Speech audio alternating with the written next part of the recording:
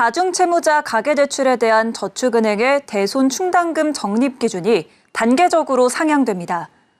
당국은 저축은행의 건전성 관리를 위해 다중채무자의 금융회사 이용수에 따라 충당금을 최대 50% 추가로 적립하도록 했는데요. 저축은행의 충당금 적립 부담 등을 고려해 오는 2026년까지 단계적으로 적용하도록 했습니다. 김도하 기자의 보도입니다. 금융당국은 오늘 상호저축은행업 감독규정 개정안에 대해 규정 변경 예고를 실시했습니다. 5개 이상의 금융회사로부터 대출을 받은 다중채무자에 대한 저축은행의 대손충당금 적립 기준을 단계적으로 상향한다는 내용입니다.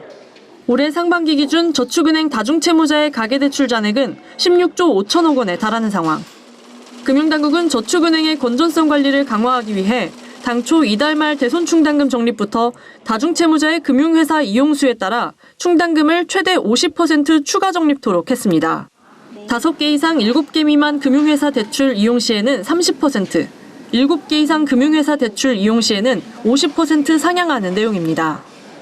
현재는 채무자가 이용 중인 금융회사 개수는 고려하지 않고 자산 건전성 분류 기준에 따라 충당금을 적립하고 있는데 고위험 대출을 줄이기 위해 다중채무자에 대한 규제를 강화한 조치입니다. 하지만 최근 부동산 PF 사업성 평가 기준이 강화돼 저축은행의 대손충당금 추가 적립 부담이 늘어나자 서민금융 공급이 크게 위축되면서 당국이 규제를 늦추기로 한 겁니다. 이번 개정안 변경 예고로 대손충당금 적립 기준 상향은 오는 2026년 1월 시행으로 미뤄졌습니다.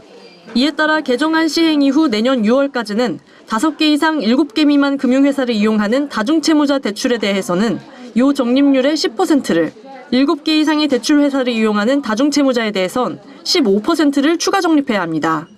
내년 7월부터 12월까지는 20%와 30%로 기준이 높아지고 오는 2026년 1월 이후부터는 30%와 50%로 상향됩니다. 이번 감독규정 개정안은 오늘부터 오는 19일까지 규정 변경 예고를 실시한 이후 금융위 의결 등을 거쳐 이달 중 시행될 예정입니다. 서울경제TV 김도하입니다.